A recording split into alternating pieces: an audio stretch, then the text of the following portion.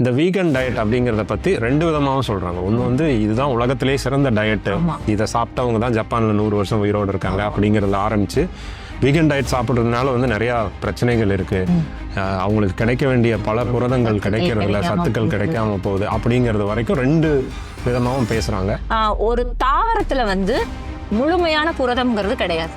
புரதம் அப்படிங்கிறது நமக்கு ரொம்ப அடிப்படையான ஒரு விஷயம். புரதத்தினுடைய தேவை நமக்கு எப்படி இருக்கும் அப்படின்னா, உங்களுடைய உடல் எடையில 1 கிலோவுக்கு 1 கிராம் புரதம் நீங்க சாப்பிடணும். இப்போ நீங்க 70 கிலோ இருக்கீங்கன்னு சொன்னா ஒரு நாளைக்கு நீங்க 70 கிராம் புரதம் எடுத்துருக்கணும். இது சைவத்திலிருந்து கிடைக்கிறது வந்து கொஞ்சம் சிக்கலான விஷயம். நம்மளுடைய பரிணாம வளர்ச்சியில பாத்தீங்க அப்படின்னு சொன்னா, மனிதன் வந்து அவன் இயற்கையில வந்து அவன் விலங்கு உண்ணி தான், கார்னிவோர்னு சொல்லக்கூடிய விலங்குகளை உண்ணக்கூடியவன்.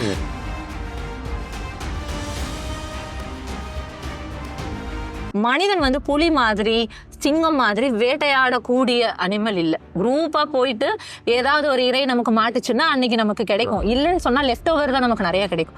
வந்து மிச்சத்தை சாப்பிடும் இல்லையா, அந்த மாதிரி நம்மளும் பெரிய யானையை வந்து ஏதாவது ஒரு குழு சாப்பிட்டுட்டு மிச்சத்தை போட்டுட்டு போயிடுவோம். அதை எடுத்து சாப்பிடுற ஒரு கேட்டகரியில தான் நம்ம இருந்தோம்.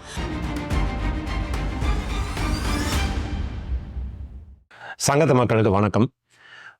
இன்னைக்கு நம்ம பேச போற டாபிக் என்னன்னு பார்த்தீங்கன்னா வீகன் டயட், அதாவது நனி சைவம் அப்படின்னு தமிழில் சொல்லுவாங்க. எந்த விதமான அதாவது மிருகங்களிலிருந்தோ பறவைகளிலிருந்தோ வரக்கூடிய எந்த ப்ராடக்டும் இல்லாமல் தாவர உணவுகளை மட்டுமே சாப்பிடக்கூடியது அப்படிங்கிற ஒரு விதமான உணவு பழக்கம், அதுதான் வீகன் டயட். அந்த வீகன் டயட்டில் இருக்கக்கூடிய நன்மை தீமைகள், அதை பற்றி இன்னைக்கு பேச போகிறோம். சோபனா வணக்கம் சார். வணக்கம். இந்த வீகன் டயட் அப்படிங்கிறத பற்றி ரெண்டு விதமாகவும் சொல்கிறாங்க. ஒன்று வந்து இதுதான் உலகத்திலே சிறந்த டயட்டு, இதை சாப்பிட்டவங்க தான் ஜப்பானில் 100 வருஷம் உயிரோடு இருக்காங்க அப்படிங்கிறத ஆரம்பித்து வீகன் டயட் சாப்பிட்றதுனால வந்து நிறையா பிரச்சனைகள் இருக்குது, அவங்களுக்கு கிடைக்க வேண்டிய பல புரதங்கள் கிடைக்கிறதில்ல, சத்துக்கள் கிடைக்காம போகுது அப்படிங்கிறது வரைக்கும் ரெண்டு விதமாகவும் பேசுகிறாங்க. நம்ம வந்து இதில் இருக்கக்கூடிய நன்மை தீமைகளை வந்து ஒரு நடுநிலையாக நின்று பார்க்கலாம் அப்படிங்கிறக்காக தான் இந்த வீடியோ. சரி, உங்களுடைய பார்வையிலேருந்து முதல்ல இந்த வீகன் டயட்னா என்ன, அதனுடைய பயன்பாடுகள், இது எப்ப இருந்து வந்துச்சு, இதை பத்தி நீங்க பேச ஆரம்பிங்க. ஷான், இப்போ நம்ம டயட் அப்படின்னு வரும்பொழுது உலக அளவில் வந்து இதுக்கு ஒரு இன்டர்நேஷனல் ஸ்டாண்டர்ட் வச்சிருப்பாங்க. இப்போ சரிவிகித உணவு அப்படின்னா உங்களுக்கு தேவையான carbohydrate, fat, protein, vitamin, mineral, water, இந்த 6 காம்பனண்ட்டும் ஒரு குறிப்பிட்ட ரேஷியோவில் ரெகுலர் டயட்டில் உங்களுக்கு கிடைக்கணும். இதுதான் வந்து அவங்க வச்சிருக்கக்கூடிய டெஃபினேஷனே ஒழிய இதை நீங்கள் கீட்டோவாக எடுக்கணும், இல்லை வீகனாக எடுக்கணும், இல்லை லோ கார்பாக எடுக்கணும், இந்த மாதிரி எந்த வரைமுறைகளும் ஃபிக்ஸ் பண்ணலை. அப்போது இதில் எதை நம்ம சூஸ் பண்ண போகிறோம் அப்படிங்கிற ஒரு தெளிவு வந்து நமக்கு இருக்கணும். இப்போ வீகன் அப்படின்னு வரும்பொழுது முழுக்க அவங்க வந்து அனிமல்லேருந்து எடுக்கக்கூடிய எல்லா விஷயத்தையும் அவங்க தவிர்த்துருவாங்க, நெய், பால், தயிர் உட்பட. சைவர் சாப்பிட்றவங்களுக்கும் வீகனுக்கும் என்ன டிஃப்ரென்ஸ், சைவம் சாப்பிட்றவங்க வந்து நெய், பால் எடுத்துப்பாங்க, இவங்க வந்து அதையுமே வந்து சைவத்துல இருந்து அவங்க வெஜிடேரியன் தனியா இருக்காங்க. சோ அதையும் நீக்கிடுறாங்க டயட்ல இருந்து. இப்போ இதனால நன்மை அப்படின்னு சொல்லி இந்த வீகன் டயட் சாப்பிட்றவங்க முன் வைக்கக்கூடிய வாதங்கள் அப்படிங்கிறத முதல்ல பார்க்கலாம். ஒன்று என்ன அப்படின்னு சொன்னா, இதனால எந்த உயிர்களும் கொல்லப்படுறது இல்லை. ஸோ இதை வந்து ஒரு கருணை அடிப்படையில் வந்து ஃபர்ஸ்ட் ஒரு ஜீவ காரண அடிப்படையில் இதுதான் கரெக்ட் வே. அப்புறமா வந்து அனிமல்ஸை நம்ம ரொம்ப கஷ்டப்படுத்தி தான் அதுல இருந்து ப்ராடக்ட்ஸை எடுக்கிறோம். நம்ம அதை வந்து நம்ம மந்தையில் வளர்த்தும் பொழுது, தொழில் ரீதியாக அதை நம்ம இண்டஸ்ட்ரியலைஸ் பண்ணும் பொழுது நிறைய வந்து அதை நம்ம கஷ்டத்துக்கு உட்படுத்துறோம். அப்போ இதை அவாய்ட் பண்ணணும். இது வந்து ஒரு பாயிண்ட். ரெண்டாவது வந்து என்ன அப்படின்னு சொன்னா, கடந்த ஒரு 100 வருஷத்துல இந்த கொழுப்புனால நமக்கு வரக்கூடிய ஹார்ட் அட்டாக், இந்த மாதிரியான விஷயங்கள்னால இதெல்லாம் அதுல கம்மியா இருக்கும். அப்ப நம்ம ஆயில வந்து இது நீட்டிக்கும் அப்படிங்கிறது ஒண்ணு. இது ரெண்டும் வந்து முதல்ல பெரும்பாலும் வீகன்ல போறவங்க சொல்லக்கூடிய காரணம் வந்து இது ரெண்டு தான். இதுல என்ன ஆக்சுவலா என்ன டிராபேக் என்ன அப்படின்னு சொல்லி பார்த்தோம் அப்படின்னு சொன்னா, ஒரு தாவரத்துல வந்து முழுமையான புரதம்ங்கிறது கிடையாது. புரதம் அப்படிங்கிறது நமக்கு ரொம்ப அடிப்படையான ஒரு விஷயம். புரதத்தினுடைய தேவை நமக்கு எப்படி இருக்கும் அப்படின்னா, உங்களுடைய உடல் எடையில 1 கிலோவுக்கு 1 கிராம் புரதம் நீங்க சாப்பிடணும். இப்போ நீங்க 70 கிலோ இருக்கீங்கன்னு சொன்னா ஒரு நாளைக்கு நீங்க 70 கிராம் புரதம் எடுத்துருக்கணும். இது சைவத்திலிருந்து கிடைக்கிறது வந்து கொஞ்சம் சிக்கலான விஷயம். அதுலயும் ஒரு புரதம் எப்போ ஒரு முழுமையான புரதம், கம்ப்ளீட் புரோட்டீனா இருக்கும் அப்படின்னு சொன்னா அதுல எல்லா அமினோ ஆசிட்ஸும் இருக்கணும். ஏன்னா உங்களுக்கு உள்ளுக்குள்ள புரதங்கள் வந்து எப்படி நமக்கு வேலை செய்யுது அப்படின்னா, நீங்க புரதமா உள்ள எடுப்பீங்க, அது தனித்தனி அமினோ ஆசிட்டா மாறிடும். திருப்பி நம்மளுடைய ஜீன்கள் அடிப்படையில நமக்கான புரதங்களை நம்ம உடல் தான் தயாரிக்கும். ஸோ நீங்க வெளியில இருந்து எடுக்கிற புரதம் வந்து உங்களுக்கு வந்து பயன்படாது. அப்ப நீங்க டெய்லி புரதத்தை உற்பத்தி பண்ண வேண்டிய கட்டாயத்துல இருக்கும்போது நீங்க அதுக்கு ரா மெட்டீரியலை கொடுத்துக்கிட்டே இருக்கணும் இல்லையா? அப்ப வீகன்ல என்ன ப்ராப்ளம் வரும்னா 22 அமினோ ஆசிட்ஸும் உங்களுக்கு கண்டினியூஸா கிடைக்காது. ஏதாவது 1-2 அமினோ அமிலங்கள் உங்களுக்கு கிடைக்காம போகிறதுக்கான வாய்ப்பு இருக்கு. அப்ப இதை அவாய்ட் பண்ண முடியுமானா முடியும். எப்படின்னா டயட்டை நீங்க வீகனுடைய ஐட்டம்ஸை மாத்திட்டே இருக்கணும். இன்னைக்கு நீங்க உளுந்து சாப்பிடுறீங்கன்னு சொன்னா நாளைக்கு பச்சைப்பயிறு, இல்ல நாளைக்கு வந்து இது ரெண்டுமே சாராத, இந்த குடும்பத்தை சாராத வேற ஏதாவது ஒரு விஷயம், இந்த மாதிரி எடுக்கணும். இங்க நம்ம கவனம் செதற வாய்ப்பு இருக்கு. நமக்கு ஒரு விஷயம் பிடிக்குது அப்படின்னா அதை தொடர்ந்து எடுப்போம். பிடிக்கலன்னு சொன்னா அதை நம்ம ஒட்டுமொத்தமா நம்ம வந்து சமையலறையில என்ன இருக்கோ அதை வச்சு இன்னைக்கு செய்யணும், அப்படிதான் நம்ம யோசிப்போம். ஆமா, அப்ப அதுல இது பெருசா அடி வாங்கும். ரெண்டாவது இதனுடைய விலை. நீங்க வந்து எளிமையா ஒரு முட்டை 6 ரூபாய்க்கு கிடைக்கிற ஒரு விஷயத்த வந்து நீங்க பருப்புல இருக்கும்போது 3 விதமான பருப்புகளை கலந்து சாப்பிடும்பொழுது கிடைக்கும் பொழுது எளிய மக்களுக்கு வந்து இது வந்து ஒரு கிட்டத்தட்ட கொஞ்சம் காஸ்ட்லியான ஒரு விஷயம் ஆயிடும். அடுத்தது வந்து பாத்தீங்க அப்படின்னு சொன்னா தாவரங்கள் சார்ந்த பொருட்களை நம்ம அதிகமா எடுத்துக்கும் பொழுது அதுல அவங்க பயன்படுத்தக்கூடிய பூச்சிக்கொல்லிகள் அப்படிங்கிறது திருப்பி நமக்கு எதிர்விளைவு உண்டாக்கிரும். உள்ள போகாம இருக்கிறதுக்கு வாய்ப்பு கொஞ்சம் கம்மியா இருக்கும். கண்டிப்பா வந்து ட்ரேஸ் அமௌண்ட் நமக்கு உள்ள போகும். இது எல்லாத்தையும் தாண்டி முக்கியமான விஷயம், தாவரங்களே சில டாக்ஸின்ஸ் வச்சிருக்கும். அதையும் நம்ம வந்து என்ன பண்ணுவோம், எடுத்துக்குவோம். இப்போ என்ன சொல்றீங்க, தாவரத்துல டாக்ஸிக்கா அப்படின்னா ஆமா இருக்கு. ஆனா நம்ம எல்லாம் கலந்து எடுத்துட்டு இருந்த உணவு பேட்டர்ன்ல அனைத்துண்ணியா நம்ம மாறி வரும் பொழுது அந்த நச்சு பொருட்களை ஒரு சிறிய அளவுல நம்மளால கையாள முடியும். இப்ப பாத்தீங்க அப்படின்னு சொன்னா ஆக்சலேட்னு ஒரு கெமிக்கல் இருக்கு. அது வந்து பொதுவா வந்து நிறைய தாவரங்கள்ல இருக்கும். தக்காளி, கீரை எல்லாத்துலயும் அதிகமா இருக்கும். இதை நம்ம எடுத்துக்கும் பொழுது நம்மளுடைய உடல் வந்து இந்த டாக்ஸினை வந்து நியூட்ரலைஸ் பண்றதுக்கு கொஞ்சம் கஷ்டப்படும். இப்போ 20 ஒரு 30 மில்லிகிராம் வரைக்கும் அதால நியூட்ரலைஸ் பண்ண முடியும். அப்ப நம்ம இது நார்மல் டயட்ல நீங்க அவ்வளவுதான் எடுத்திருப்பீங்க. ஆனா நீங்க வீகனா போறேன், இப்ப நான் வந்து சாப்பாட்டுக்கு அரிசியை நிறுத்திட்டு ஃபுல்லாவே நான் வந்து ஒரு கப்பு நிறைய கீரை சாப்பிட போறேன் அப்படின்னா ஒரு மாதத்துக்குரிய ஆக்சலேட்டை நீங்க ஒரே டயட்ல சப்ளை பண்ணிடுவீங்க. இப்போ தாவரங்களால வந்து அந்த ஒரு ஆபத்து வரும்பொழுது அந்த இடத்த விட்டு நகர முடியாது. ஒரு எனிமி வராங்கும் பொழுது அனிமல் ஓடும். ஆனா தாவரம் என்ன பண்ணும், அங்கேயே நின்று அதை எதிர்க்கும். அப்ப அது என்ன பண்ணிக்கும் அப்படின்னு சொன்னா விதவிதமான கெமிக்கல்களை வந்து தன்னை தற்காத்துக்கு உருவாக்கிக்கும். நம்ம என்ன பண்ணுவோம் அப்படின்னு சொன்னா அதை வந்து எடுத்துக்கும் பொழுது நமக்கு சில எஃபெக்ட்ல வந்து நமக்கு அது ஒர்க் அவுட் ஆகும். சிலது வந்து நஞ்சாவும் மாறும். ஸோ அந்த நல்ல பொருட்களை நீங்க எவ்வளவு அக்யூமுலேட் பண்றீங்க உடம்புல அப்படிங்கிறது வந்து வீகன்ல நம்ம பொதுமக்கள் கவனிக்க தவற விஷயமா இருக்கும். நமக்கு நல்லது முட்டைக்கோஸ் நல்லது, பீட்ரூட் நல்லதுன்னா நம்ம 1 கிலோ பீட்ரூட் வாங்கி ஒரு நாள் சாப்பிடும் பொழுது அது வந்து நல்லது கிடையாது. அதுவுமே அளவுக்கு மீறும் போது அந்த பழமொழி வந்து அங்க அப்ளை ஆயிடும். இது வந்து வீகன்ல இருக்கக்கூடிய ஒரு மிகப்பெரிய சிக்கல். இப்ப இந்த உள்ள போற இந்த பைட்டோடாக்சின்ஸ் சொல்லக்கூடிய கெமிக்கல்ஸ் ஏதாவது எல்லாருக்கும் இல்ல, ஒரு சிலருக்கு ஒவ்வாமையை ஏற்படுத்திடும். அப்ப அவங்களுக்கு வந்து ஆட்டோ இம்யூன் ப்ராப்ளமா இது மாறும். நமக்கு வந்து நம்ம செல்களே நமக்கு வந்து அலர்ஜி ஆகும். ஏன்னு நமக்கு தெரியாது, ஏன் ஆட்டோ இம்யூன் வந்ததுன்னு தெரியாது.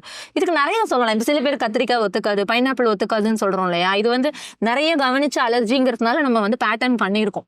சில அலர்ஜிகள் வந்து ரொம்ப பிரத்யேகமானது. உங்க உடலுக்கும் என்னோட உடலுக்கும் வந்து ஒரே மாதிரியான மெக்கானிசம் இருக்கு. இந்த இடத்துல ஒரு விஷயத்தை தெளிவுபடுத்திடுறேன். இப்ப வந்து இந்த நீங்க சொல்ற இந்த பிரச்சனை வீகனா இருக்கிறதுனால மட்டும் வந்துடாது, நார்மல் டயட்ல இருக்கிறவங்களுக்கு கூட வர்றதுக்கான வாய்ப்பு. பட் வீகனா இருக்கும்போது நீங்க தொடர்ந்து இதையே சாப்பிடும்போது அதற்கான வாய்ப்புகள் அதிகம். அதாவது இப்ப எனக்கு வந்து நான் நார்மல் டயட்ல இருக்கும் பொழுது ஆட்டோ இம்யூன் வரதுக்கு 10% சான்ஸ்னு வச்சுக்கோங்க. நான் ஒரு வீகனா இருந்தேன்னா எனக்கு 20% சான்ஸா அது அதிகரிக்க வாய்ப்பு. ஏன்னா நான் வந்து என்ன அறியாமலே அதை அக்யூமுலேட் பண்ணுவேன் உடம்புல. சப்போஸ் நான் அதை எடுக்கல, மற்றதோட சேர்த்து எடுக்கும்போது எனக்கு அது தவிர்த்து போறதுக்கான ஒரு ப்ராபபிலிட்டி அந்த இடத்துல மிஸ் ஆயிடுது. ஏன்னா நம்ம இந்திய உணவு முறை அப்படின்னு பார்த்தீங்கன்னா வெளிநாடோட கம்பேர் பண்ணும்போது இந்த மாமிசம் எனப்படும் அந்த மீட் வந்து நம்ம கம்மியாக தான் எடுக்கிறோம். வாரத்தில் ஒரு நாளோ இல்லை 2 நாள் 3 நாள் இப்படி தான் நிறைய பேர் எடுக்கிறோம். சில பேர் தினமும் எடுத்துக்கிறவங்க இருக்கலாம். அப்போ நம்ம ஒரு சரிவிகித உணவு அப்படிங்கிறது வந்து மேற்கத்திய நாடுகளை விட இந்தியாவில் வந்து அதிகமாக இருக்கு. ரெட் மீட்டா அதை தந்தூரி பேட்டர்ன்ல எடுப்பாங்க, நிறைய சுட்டு சாப்பிடுறாங்க இல்லையா? அப்ப வந்து உங்களுக்கு வந்து அதுல இருக்கக்கூடிய கொழுப்புகளோட தன்மை மாறும். இந்திய உணவுல வந்து நம்மளுடைய சமையல் முறைகள் வந்து மாற்ற முடியாதுதான். ஸோ அதனால இது பார்த்தீங்கன்னா நமக்கு ஆபத்து இல்லாத அளவுல தான் நம்மளுடைய உணவு பழக்க வழக்கம் இருந்திருக்கு. நம்மளுடைய பரிணாம வளர்ச்சியில பார்த்தீங்க அப்படின்னு சொன்னா மனிதன் வந்து அவன் இயற்கையில வந்து அவன் விலங்கு உண்ணிதான், கார்னிவோர்னு சொல்லக்கூடிய விலங்குகளை உண்ணக்கூடியவங்க. படிநிலையில சூரியன்ல இருந்து வர ஆற்றலை வந்து தாவரங்கள் வந்து எடுத்துக்கும். தாவரங்கள் தயாரிச்சு தர அடிப்படையான கார்போஹைட்ரேட் வந்து தாவர உண்ணிகளுக்கு போகும். தாவர உண்ணிகள் தான் அந்த தாவரத்தில் இருக்கக்கூடிய கார்போஹைட்ரேட்டை கொழுப்பா மாற்றும். அதுதான் வந்து ஆனா வந்து தாவர உண்ணிகளை உண்ணக்கூடிய விலங்குண்ணிகளுக்கு அந்த கொழுப்பு போகும் பொழுது உங்களுடைய ஆற்றல் வந்து எப்படி இருக்கும்னா கொழுப்பு சார்ந்து இருக்கும். ஆனா நம்ம வந்து நம்ம அனைத்துண்ணியா மாறுறோம் ஒரு கட்டத்துல. மனிதன் வந்து இப்போ கோதுமை, அரிசி இந்த மாதிரி உணவை வந்து நம்ம சமைக்காம சாப்பிட முடியாது இல்லையா? அப்ப நெருப்பு இல்லாத காலத்துல நம்ம எப்படி இருந்திருப்போம்? நமக்கு சமைக்க முடியாது, ஜீரணம் ஆகாது. அதனால நம்ம வந்து மீட்டு தான் சாப்பிட்ருப்போம். பட் நெருப்பை கண்டுபிடிச்சதுக்கு அப்புறமா நம்ம என்ன பண்றோம் அப்படின்னு சொன்னா, இந்த பயிர்களை வந்து வேக வைக்கிற டெக்னிக் வந்துருது. ஸோ தாவரத்தினுடைய டாக்ஸின்ஸ் பிரேக் ஆகுது. ஸோ அப்போ நம்ம என்ன ஆயிடுறோம் அப்படின்னு சொன்னா, மீட்டுக்கு சரி சமமா தாவரங்களையும் சாப்பிட ஆரம்பிச்சு அனைத்துண்ணி ஆயிடுறோம். அந்த கேட்டகரியில வரும்பொழுது இப்போ திருப்பி நம்ம வந்து இந்த சிஸ்டத்தை வந்து மாத்துறதுக்கு ட்ரை பண்ணி எய்தர் நான் கம்ப்ளீட்டா கீட்டோவா போறேன் இல்ல கம்ப்ளீட்டா வீகனா போறேன் அப்படின்னு சொல்லும் பொழுது, இதை பத்தின அடிப்படையான புரிதல் இருந்து உரிய நபர்களுடைய வழிகாட்டுதல் இருந்து ரெகுலர் டெஸ்ட் எல்லாம் எடுத்து நம்ம பண்ணினா மட்டும்தான் இது நமக்கு ஆபத்தில்லாத ஒரு ஜோன்ல இருக்கும். இது வந்து கண்டிப்பாக நம்ம வந்து ஒரு பரிணாம வளர்ச்சியில் நம்ம வந்து நகர்ந்து ஒரு இடத்துக்கு வந்திருக்கோம். இதனால பிரச்சனைகள் வருது, ஆனால் அது வந்து நீங்கள் திரும்ப பழைய இடத்துக்கு போகிறதுனால சால்வ் ஆகும் அப்படின்னு சொல்ல முடியாது. இந்த இடத்துல ஒரு கேள்வி நீங்கள் ஏற்கனவே தொட்டுட்டீங்க, ஆனால் நான் மறுபடியும் கேட்குறேன். அதாவது மனிதன் வந்து அடிப்படையில் வந்து மாமிச உண்ணி அப்படிங்கிறதான் இந்த பேலியோவில் இருக்கிறவங்களும் மாமிசம் சாப்பிடுவவங்களும் சொல்கிறது. அது வந்து வீகன்ஸ் வந்து அதை வந்து மறுப்பாங்க. இப்போ அது அறிவியல் என்ன சொல்லுது? மனிதன் எப்படிப்பட்ட ஒரு உயிரினம்? இதுக்கு நம்ம சாம்பியன்ல வந்து ஆல்ரெடி ஒரு வீடியோ போட்டிருக்கோம். எப்படி வந்து டெக்னிக்கலா நம்ம கார்னிவோர் அப்படிங்கறத நம்ம சொல்லியிருக்கோம். பட் சுருக்கமா சொல்லணும் அப்படின்னு சொன்னா, மனிதன் வந்து புலி மாதிரி சிங்கம் மாதிரி வேட்டையாடக்கூடிய அனிமல் இல்லை. குரூப்பா போயிட்டு ஏதாவது ஒரு இறை நமக்கு மாட்டுச்சுன்னா அன்னைக்கு நமக்கு கிடைக்கும். இல்லைன்னு சொன்னா லெஃப்ட் ஓவர் தான் நமக்கு நிறைய கிடைக்கும். நரி, ஓநாய்கள், எப்படி ஓநாய் சொல்லக்கூடாது, ஓநாய் நல்ல வேட்டையாடி, நரிகள் வந்து மிச்சத்தை சாப்பிடும் இல்லையா? அந்த மாதிரி நம்மளும் பெரிய யானையை வந்து ஏதாவது ஒரு குழு சாப்பிட்டுட்டு மிச்சத்தை போட்டுட்டு போயிடுவோம். அதை எடுத்து சாப்பிடுற ஒரு கேட்டகரியில தான் நம்ம இருந்தோம். அப்படி இருக்கும் பொழுது நமக்கு வந்து பழங்கள், சில தாவரங்கள் வந்து சில ரிவார்டு கொடுக்கும் நமக்கு. அதுக்கு ஆபத்து இல்லாத மாதிரி இருக்கிற பொருட்கள் ரிவார்டா, ஹை கார்போஹைட்ரேட், சுகர். ஆமா. தாவரம் ஏன் அதை கொடுக்குது அப்படின்னு சொன்னா, தாவரத்தோட இலையவோ தண்டையோ நீங்க எடுத்துட்டீங்கன்னா அதனுடைய வளர்ச்சி நின்றும். ஆனா அதனுடைய கனியை நீங்க எடுத்தீங்கன்னா அதனுடைய வளர்ச்சி பெருகும். அப்ப அது என்ன பண்ணும், அதை உங்களுக்கு ஒரு ரிவார்டா கொடுத்து நீங்க அதை சாப்பிடுறத தூண்டும். அப்ப நம்ம வந்து எப்படியான வளங்களா இருந்திருக்கோம்னா, அந்த கனியை சாப்பிட்டுருப்போம். அந்த அளவுல தான் நம்ம வீகனா இருந்திருப்போம். பட் இன்னைக்கு நம்ம எப்படி நம்மளுடைய பேட்டர்ன் மாறி இருக்குன்னா, குறிப்பா அதனுடைய விதைகளை நம்ம நிறைய சாப்பிடுறோம். எல்லாமே நமக்கு விதைகள் இருந்து இலைகள் சாப்பிடுறோம். விதைகள் வந்து பாத்தீங்க அப்படின்னு சொன்னா, தாவரங்கள் வந்து அந்த விதையை காப்பாத்துறதுக்காக சில டாக்ஸின்ஸ் வச்சிருக்கும். அதனுடைய பரிணாமத்துல அது தன்னுடைய இனத்தை காப்பாற்றணும்னு விதைகள்ல சில டாக்ஸின்ஸ் வச்சிருப்போம். அதை நம்ம அளவுக்கு அதிகமா எடுத்துக்கும் பொழுது நமக்கு அது ஏதோ ஒரு விதத்துல பாதிப்படையலாம். இது வந்து இப்ப விதைகளை சாப்பிட உடனே நமக்கு விஷமாயிரும் அந்த மீனிங், அரளிக்கொட்டையை சாப்பிடுற மாதிரி மீனிங் கிடையாது. ரொம்ப minute amount of secondary metabolites நம்ம சேர்த்துக்கிட்டே வருவோம். இப்போ கிராம்பு வந்து நீங்க ஒரு 4 கிராம்பு 5 கிராம்பு பிரியாணியில போடும்பொழுது இல்லை ஒன்று வாயில வச்சுக்கும் பொழுது நம்ம பிளசண்டா இருக்கும். ஒரு 100 கிராம்பு 200 கிராம்பு சாப்பிட்டா நம்ம இறந்தே போயிடுவோம். Dosage is the matter. அப்ப நீங்க உங்களுடைய டயட்டை வந்து டோசேஜ் எப்படி மாத்துதுங்கிறது உங்களுடைய கண்காணிப்புல இருக்கணும்னு நான் சொல்லுவேன். கண்டிப்பா. அதாவது இதை எப்படி எடுத்துக்கணும் அப்படின்னா, எந்த ஒரு டயட்டுமே வந்து பிளைண்டா ஃபாலோ பண்றதால நமக்கு எந்த நன்மையும் கிடையாது. இதுல வீகன்ல இன்னொரு முக்கியமான சிக்கல் என்ன வரும் அப்படின்னு சொன்னா, உங்களுக்கு உரிய கொழுப்பு கிடைக்காது. கொழுப்புகள் வந்து உடம்புக்கு ரொம்ப ரொம்ப முக்கியம். உள்ள ஏற்படக்கூடிய எல்லா வகையான இன்ஃப்ளமேஷன், டிஷ்யூ டேமேஜ் சரி பண்றதுக்கு கொழுப்புகள் ரொம்ப அவசியம். பட் நமக்கு கொழுப்பு அப்படின்னு சொன்னாலுமே கடந்த 100 வருஷமா கெட்டதா ப்ரொஜெக்ட் பண்ணிட்டாங்க. பட் உங்களுக்கு பாத்தீங்க அப்படின்னு சொன்னா 40 வயசுல ஆணோ பெண்ணோ 2 பேருக்கும் ஹார்மோன்ஸ் வந்து ஆட்டோமேட்டிக்கா ப்ரொடக்ஷன் குறையும். அப்ப நீங்க உள்ளுக்குள்ள வந்து ஸ்டிராய்டு ஹார்மோன்ஸ் வந்து ஸ்டிராய்ட்ஸ். ஸோ அதுக்கான கொழுப்பு ரா மெட்டீரியலை கொடுக்கலைன்னா அந்த ஹார்மோன் படிப்படியா குறையும் பொழுது உங்க ஆரோக்கியம் குறையும். நீங்க ஆட்டோமேட்டிக்கா ஏஜிங் வந்து அதிகமாகும். அந்த வீகன்ல வந்து அந்த கொழுப்புகள், அனிமல்ல இருந்து கிடைக்கிற கொழுப்புகள் அவங்களுக்கு முற்றிலுமா தடைப்பட்டுரும். அதுக்கு பதிலாக அவங்க டோஃபு மாதிரியான பொருட்களை சொன்னாலுமே அது சரிப்படாது. அதே மாதிரி தாவர எண்ணெய்கள் அவங்க கொழுப்புக்கு ஈடா காட்டுவாங்க. பட் தாவர எண்ணெய்கள்ல என்ன பிரச்சனை வரும்னா, அது பெரும்பாலும் விதையிலிருந்து எடுக்கக்கூடிய எண்ணெயா இருக்கிறதுனால 50% கொழுப்பு கிடைச்சாலும் 50% இந்த டாக்ஸினும் நமக்கு கிடைக்கும். ஸோ அதனால முழுமையா அது ஒரு கொழுப்பு இல்ல முழுமையான புரதம்ங்கிறது ரெண்டுமே வந்து வீகன்ல வந்து உங்களுக்கு சிக்கல் தான். கண்டிப்பா. இப்போ வீகன் பாசிட்டிவா நம்ம சொல்லக்கூடிய விஷயங்கள் எல்லாமே நம்மளுடைய கற்பிதங்கள். ஆனா வீகனுக்கு எதிராக இருக்கக்கூடிய விஷயங்கள் எல்லாமே அறிவியல். ஸோ இந்த இடத்துல வந்து நம்ம சூஸ் பண்றது வந்து தனிநபர்களுடைய முடிவு தான். கண்டிப்பா. அப்போ வந்து நீங்கள் எந்த டயட் வேணால் ஃபாலோ பண்ணுங்கள், ஆனால் வந்து அது வந்து உங்களுடைய சர்வரோக நிவாரணி, எல்லா வியாதியையும் குணப்படுத்த நினைக்காதீங்க. எல்லா டயட்லேயும் உங்களுக்கு நன்மைகளும் தீமைகளும் கலந்து தான் இருக்குது. சரிவிகித உணவு அப்படிங்கிறது, அந்த சரிவிகிதத்தும் அப்படிங்கிறது கூட இப்போ இருக்கிற பிரச்சனையாக நான் பார்க்குறது வந்து ஒவ்வொரு மனித உடம்பும் ஒவ்வொரு மாதிரியான. நம்ம வந்து என்ன நினைக்கிறோம்னா ஒரே மெடிசின் எல்லாருக்கும் குணமாகணும் அப்படின்னு நினைக்கிறோம், ஒரே டயட் எல்லாத்தையும் தீர்த்தணும்னு நினைக்கிறோம்.